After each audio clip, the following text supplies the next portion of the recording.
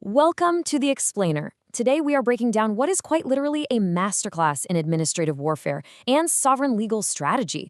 We're taking a deep analytical dive into a massive multi-agency dossier and the corresponding tribal court filings engineered by politician Elijah David Shomin. Think of this like an extremely high-stakes game of legal chess where a child's sanctuary is on the line. Just keep in mind, this is an active, unfolding legal siege right now, so we're going to objectively break down exactly how this flawless strategy has been constructed from the ground up. Because we're dissecting some pretty dense, multi-layered legal maneuvers here, here's our quick roadmap. We'll hit the tribal custody conflict, attacking the legal standing, exposing the housing allegations, the multi-agency pincer movement, a look at solid foundation versus sand, and we'll wrap up with the 3 potential judicial outcomes. All right, let's jump right into part 1, the tribal custody conflict. So, at the absolute center of this intricate legal web is a highly sensitive guardianship dispute over a 7-year-old neurodivergent minor named Shomin, who requires a very controlled, stable environment. But according to the extensive dossier filed by the petitioner, Elijah David Shomin, this is not just your run-of-the-mill family disagreement. Oh no, it expands into a massive web of alleged multi-agency jurisdictional overlap, intertwining an unauthorized custody grab with allegations of systemic housing fraud and elder exploitation. Now, to understand the opposition's claim to custody, we really have to understand what a temporary power of attorney, or POA, actually is. Think of it like a highly powerful legal permission slip. It allows one person to act on behalf of another. In this specific case, a temporary power of attorney was executed by Rain's biological mother to rapidly transfer custody over to an individual named Keisha Shomin. Moving right along to part 2, attacking the legal standing. This is where we see the absolute legal annihilation of the opposing parties, Keisha Shomin, Deanna Hall, and Christine Shomin. Elijah's strategy doesn't just rely on emotional disagreements with the mother's power of attorney. He structurally obliterates its very foundation. The filings lay out a massive 7-year timeline of unbroken medical care and stability at an established sanctuary, his home on Janine Street. He directly contrasts this solid 7-year baseline of care with a sudden, abrupt paperwork filing in April 2026 by an absentee mother. And here is the absolutely lethal part of the strategy. Under Grand Traverse Band, or GTB, Common Law Section 7.02, just a 6-month abandonment statutorily justifies terminating a parent's rights. So Elijah argues that the biological mother's unbroken 7-year abandonment completely invalidates her sudden temporary power of attorney from the very beginning.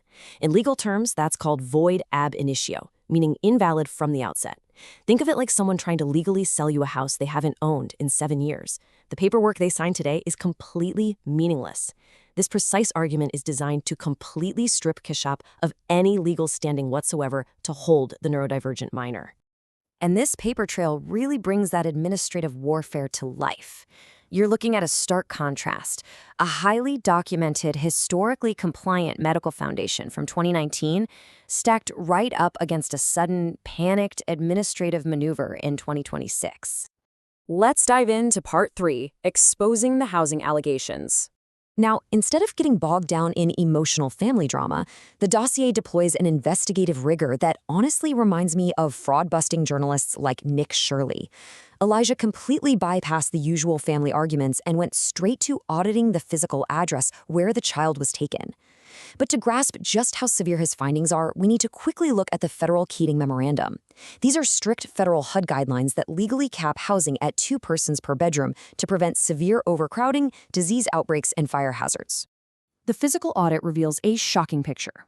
Elijah cross-referenced the address, 11118 East Odenaminmi Kun, and exposed it as a federally subsidized 2-bedroom unit that is legally leased to Ricky Oscabus.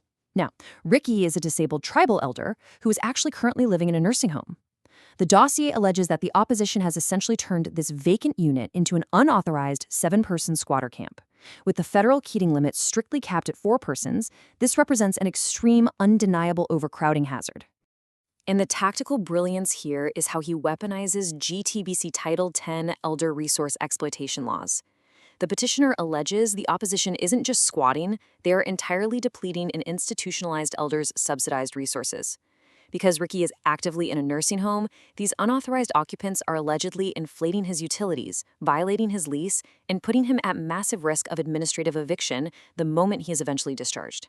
Okay, on to part 4, the multi-agency pincer movement. If you don't know, a pincer movement is a classic military tactic where you flank and attack an opponent from multiple sides, so there's absolutely no escape. Elijah didn't just quietly file a standard court petition and wait. He simultaneously triggered DHHS, CPS, Adult Protective Services, GTB housing, and Indian child welfare all at once, handing every single one of them a fully verified audit of the alleged housing fraud and elder abuse. This builds a perfectly inescapable administrative trap. First, you file the verified reports. Second, that triggers immediate, overwhelming institutional liability. These agencies literally cannot ignore documented federal housing violations. And third, you force the administrative extraction of the minor. By exposing this liability and the looming threat of losing federal NAHASTA funding, which are the critical block grants for tribal housing, the agencies are forced to act immediately, completely bypassing the opposing party's ability to even mount a slow-moving defense in court. Which brings us to Part 5, solid foundation versus sand. To really crystallize the choice before the court, the filings present a stark, structural contrast between the two environments. You have Kishop's operation, which the strategy paints as sinking sand, built entirely on a legally void power of attorney, criminal instability, and an illegally occupied elder's home. Then you evaluate Elijah's solid foundation, an unassailable 7-year established medical sanctuary at 9230 Janine Street, fully compliant with DHHS safety protocols, and ironclad through a 2019 legal delegation of authority. It's structural integrity versus total collapse. Finally, Part 6, 3 potential judicial outcomes. This whole masterclass in intelligence gathering and bureaucratic navigation all ultimately lands right at the judge's bench. So, with this multi-agency trap fully set in this active, ongoing case, what exact paths can the sovereign judge actually take based on these explosive filings? Well, the legal architecture provides 3 very specific options. Before we hit option A, let's quickly define an ex parte order. This is a judicial mandate granted instantly by a judge without requiring the opposing party to be present or to even offer a defense. Think of it as the legal system's absolute emergency override button. That brings us to option A, the ex parte emergency order of guardianship. Because Elijah has provided absolute, documented proof of an unauthorized, federally non-compliant tenancy, plus the statutory invalidation of the power of attorney, the judge possesses the authority to bypass a trial entirely. This order would instantly legally mandate the extraction of Rain Shomin and transfer absolute guardianship straight back to Elijah.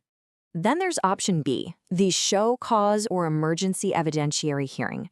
The judge could issue a rapid scheduling order compelling Kishop Shomin to physically appear in tribal court immediately to show cause as to why the minor shouldn't be extracted. Talk about a lethal trap.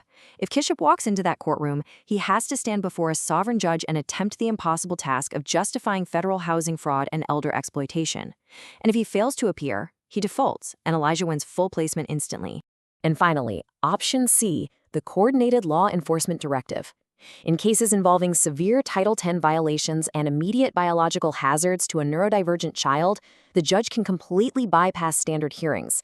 They can directly instruct GTB Tribal Police and Anishinaabe Family Services to physically secure the minor from that unauthorized squatter camp and deliver him safely to the established medical sanctuary on Janine Street. Wrapping up this explainer, we're left looking at an incredible strategic execution. By utilizing flawless intelligence gathering, strict bureaucratic navigation, and an ironclad adherence to sovereign law, the petitioner is legally positioning himself to permanently secure Rain Shomin. When a politician executes a legal siege this methodically, completely obliterating emotional arguments with hard structural facts, it begs the question, is this the new, undisputed blueprint for administrative warfare in tribal courts? We'll definitely be watching closely to see exactly how the judge responds in this active legal battle.